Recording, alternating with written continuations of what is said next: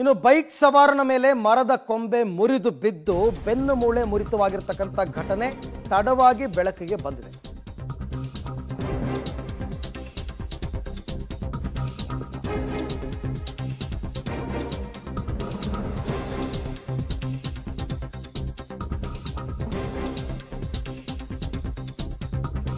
ಬೆಂಗಳೂರಿನ ಅಶೋಕ್ ನಗರ ಪೊಲೀಸ್ ಠಾಣಾ ವ್ಯಾಪ್ತಿಯಲ್ಲಿ ನಡೆದಿರತಕ್ಕಂಥ ಘಟನೆ ಇದು.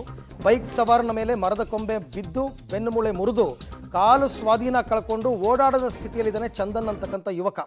ಬೆನ್ನು ಮೂಳೆ ಮುರಿದು ಆಸ್ಪತ್ರೆ ಸೇರಿದ್ದ ಚಂದನ್, ಡಾಕ್ಟರ್ ಹೇಳ್ತಾರೆ ಗುಣಮುಖರಾಗೋದಕ್ಕೆ ಇನ್ನೂ 8-9 ತಿಂಗಳಾದರೂ ಬೇಕು ಅಂತ. ಈಗಾಗಲೇ ಅಶೋಕ್ ನಗರ ಪೊಲೀಸ್ ಠಾಣೆಯಲ್ಲಿ BBMP ವಿರುದ್ಧ ದೂರು ದಾಖಲಾಗಿದೆ.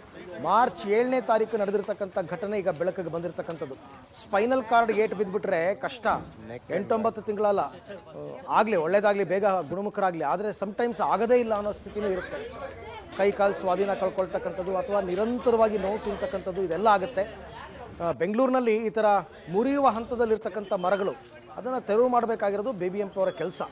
ಅವ್ರು ಮಾಡಿಲ್ಲ ಅಂತಲೇ ಇವಾಗ BBMP ವಿರುದ್ಧ ದೂರು ಕೊಟ್ಟಿದ್ದಾರೆ.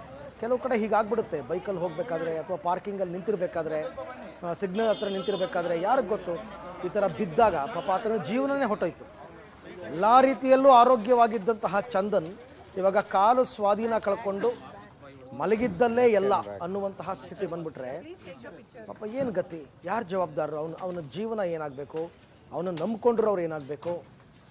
ಸರ್ಕಾರ ಇದ್ರ ಬಗ್ಗೆ ಗಂಭೀರವಾಗಿ ಗಮನ ಹರಿಸಿ ಪಾಪ ಆತನಿಗೆ ಪರಿಹಾರ ಆದರೂ ಕೊಡುವಂತಹ ಕೆಲಸ ಆಗಬೇಕು, ಮತ್ತು ಸೂಕ್ತ ಚಿಕಿತ್ಸೆಯನ್ನು ಕೊಡಿಸ್ಬೇಕು ಆತನಿಗೆ. ಇನ್ನು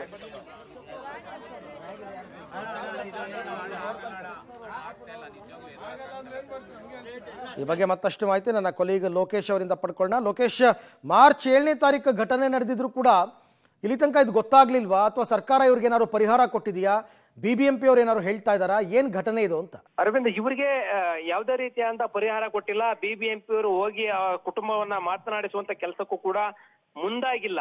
ಈ ಘಟನೆ ಆತ ಖಾಸಗಿ ಕಂಪನಿಯಲ್ಲಿ ಕೆಲಸ ಮಾಡ್ತಾ ಇದ್ರು. MG ರಸ್ತೆಯ ರೆಸಿಡೆನ್ಸಿ ರಸ್ತೆಯಲ್ಲಿ ಬೈಕ್ ನಲ್ಲಿ ಹೋಗ್ತಾ ಇದ್ರು.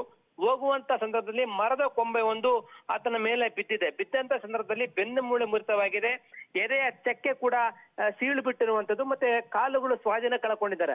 ಈಗಾಗಲೇ 20 ದಿನ ಆಗಿದೆ, ಆಸ್ಪತ್ರೆಯಲ್ಲಿ ಚಿಕಿತ್ಸೆಯನ್ನು ಪಡ್ಕೊಳ್ತಾ ಇದ್ದಾರೆ.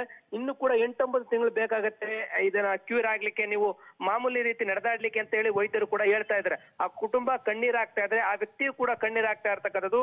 ನಾನೇ ಕುಟುಂಬಕ್ಕೆ ಆಧಾರ ಆಗಿದೆ, ಈ ರೀತಿ ನನಗೆ ಈ ರೀತಿ ಆಗೋಗ್ಬಿಟ್ಟಿದೆ, ನನಗಾಗುವ ರೀತಿ ಬೇರೆಯವ್ರಿಗೆ ಯಾರಿಗೂ ಕೂಡ ಆಗಬಾರ್ದು.